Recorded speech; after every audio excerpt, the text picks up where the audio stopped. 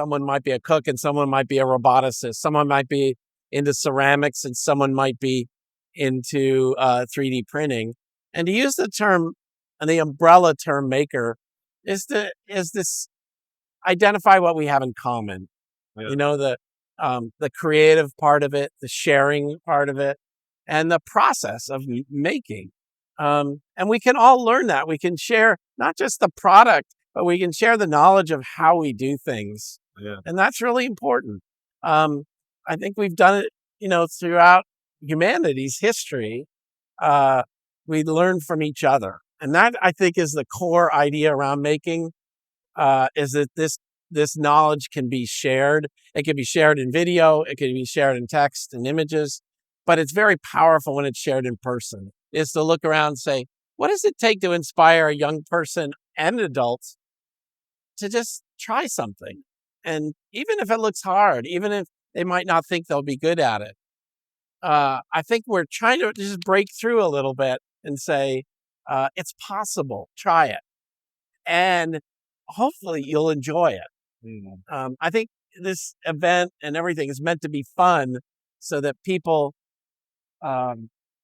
enjoy making, and again, it's if you enjoy the process, it's like cooking.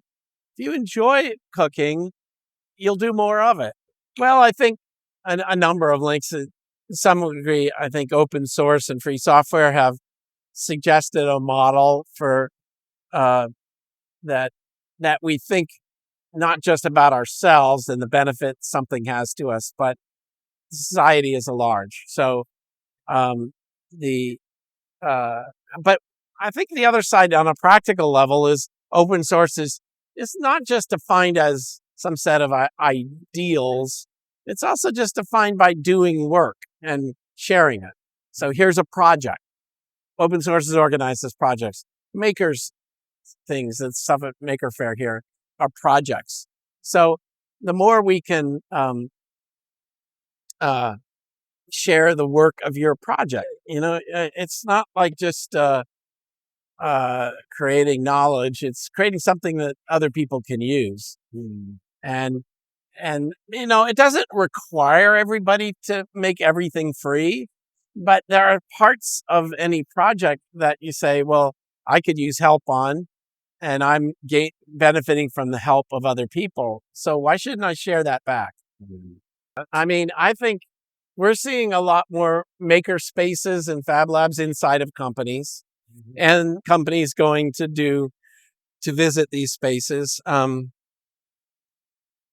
And I think one is they want innovation. That's kind of why I asked you about your book. But they actually don't know how to get it. They know how to talk about it, but they don't know how to do it. That's why the makers are the best ones to... Well, I think, to some degree, the makers don't know they're innovating. They're playing. They're taking things apart. They're putting things together. They're making lots of decisions. A lot of times, I think in traditional business, companies are too structured and too rigid, and they often say no rather than yes. Makers don't ask permission. They just figure it out. And so I think there's something really important about being in a different frame of mind, and it's more playful than serious, more experimental than, like production mode. And businesses tend to be driven by, I can do this over and over again and be successful. But innovation isn't like that. You want to actually do something different than what you normally do. So taking people out of that context and putting them in a new context in which they might even feel awkward and uncomfortable and challenged is a good thing if you want to help them be creative and innovative.